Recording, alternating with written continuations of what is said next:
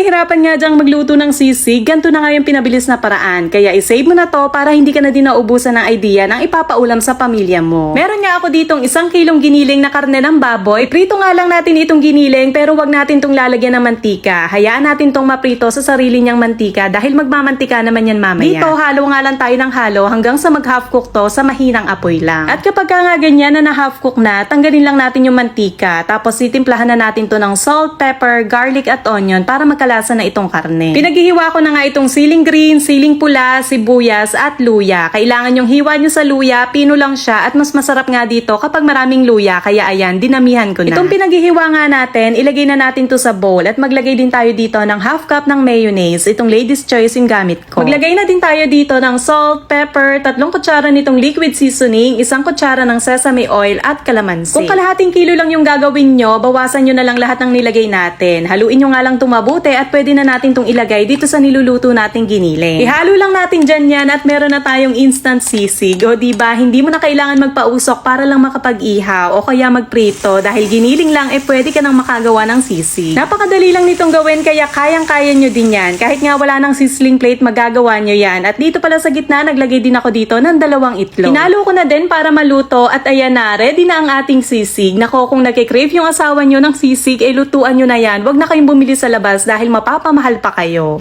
Ayan na siya guys, oh. At ang bango, haluin natin. Amoy sisig talaga. Ayan na, nagmamantika. Ayan.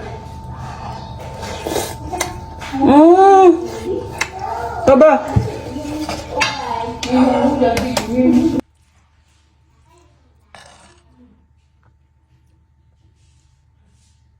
Sa mga nahihirapan nga dyang magluto ng sisig, ganito na nga yung pinabilis na paraan. Kaya isave mo na to para hindi ka na din naubusan ng idea ng ipapaulam sa pamilya mo. Meron nga ako ditong 1 kilong giniling na karne ng baboy. Prito nga lang natin itong giniling pero wag natin tong lalagyan ng mantika. Hayaan natin tong maprito sa sarili niyang mantika dahil magmamantika naman yan mamaya. Dito halo nga lang tayo ng halo hanggang sa mag half cook to sa mahinang apoy lang. At kapag nga ganyan na half cook na, tanggalin lang natin yung mantika. Tapos itimplahan na natin to ng salt, pepper, garlic at onion para magkalasa na itong karne. Pinaghihiwa ko na nga itong siling green, siling pula, sibuyas at luya. Kailangan yung hiwa nyo sa luya, pino lang siya at mas masarap nga dito kapag maraming luya. Kaya ayan, dinamihan ko na. Itong pinaghihiwa nga natin, ilagay na natin to sa bowl at maglagay din tayo dito ng half cup ng mayonnaise. Itong ladies choice yung gamit ko. Maglagay na din tayo dito ng salt, pepper, 3 kutsara nitong liquid seasoning, 1 kutsara ng sesame oil at kalamansi. Kung kalahating kilo lang yung gagawin nyo, bawasan nyo na lang lahat ng nilagay natin. Haluin nyo nga lang itong mabuti at pwede na natin itong ilagay dito sa niluluto nating giniling. Ihalo lang natin dyan yan at meron na tayong instant sisig. O diba, hindi mo na kailangan magpausok para lang makapag-ihaw o kaya magprito dahil giniling lang pwede ka nang makagawa ng sisig. Napakadali lang nitong gawin kaya kayang-kaya nyo din yan. Kahit nga wala ng sizzling plate, magagawa nyo yan. At dito pala sa gitna, naglagay din ako dito ng 2 itlog. Hinalo ko na din para maluto at ayan na, ready na ang ating sisig. Nako, kung nagkikrave yung asawa nyo ng sisig, lutuan nyo na yan. Huwag na kayong bumili sa labas dahil mapapamahal pa kayo.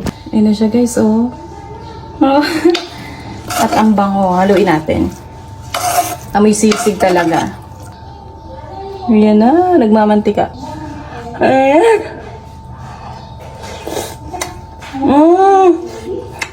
Taba!